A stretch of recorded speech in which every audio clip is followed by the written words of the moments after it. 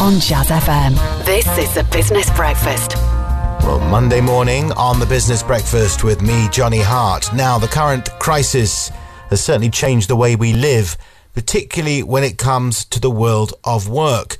And with remote working now becoming the norm, new research suggests that 85% of businesses feel that greater flexibility has led to an increase in productivity, although 62% of remote workers apparently want employers to provide better technology. Let's speak to Sarra, the founder and MD of Smart PA. Good morning.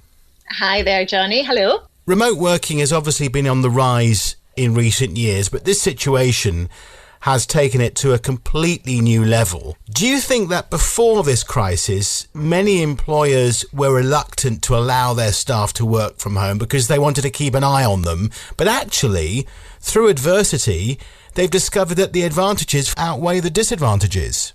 Absolutely. I think before we were thrown into the situation that we find ourselves in today, at Smart PA, we support businesses of all sectors, of all sizes on a global basis. And sometimes when we interact with these organisations in the initial conversations, they aren't remote ready and they can be reluctant to embrace remote working. However, they very quickly see the benefits to their organisation in productivity, efficiency, quality of work, happier people and talent. So I think there was definitely a reluctance prior to the situation we're in today of remote working.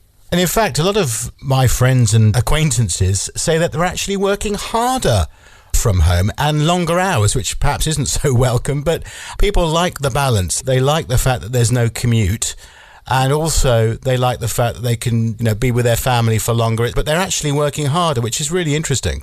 Yeah, absolutely. You do find that. I mean, obviously at the moment we've all been thrown into this without a choice. So that presents some challenges. But when we have the choice and we are working remotely and working from home, people do get more work done and they can get that work-life balance in check. Like you say, the commute, which is a real drag for a large percentage of people, is removed, and that in itself can help to support a reduction in anxiety and stress, which is obviously hugely topical in the whole well-being and mental health space today. Looking at this survey, quite a high proportion of people cite technology as the biggest barrier for switching to flexible working. Is this a problem of lack of training, or is it lack of equipment? No, because everybody's got a computer. So equipment, I wouldn't say has been a challenge. I think it's mindset. There's so many fabulous, cost-effective digital platforms out there that make remote working seamless. It's just about speaking to people, experts in the space. At Smart PA, we've been doing this now for, many, many, many years. And we've tried and tested loads of different platforms. And there's so many out there, like support productivity. They're really easy to use. I think it's more of a mindset as opposed to the not being anything out there for us to use. And of course, we're doing this radio interview. I'm in my home, you're in yours, and doesn't sound too bad, does it? No, it sounds perfect. Well, unless my 2-year-old runs through and starts screaming in the background, but let's hope that doesn't happen. There is that problem, of course. There is also the issue of cybersecurity. Many employers will be concerned about their privacy with so many people working from home, but there are ways of dealing with that, aren't there? Absolutely. And again, cybersecurity, there's technical solutions as well as practical solutions.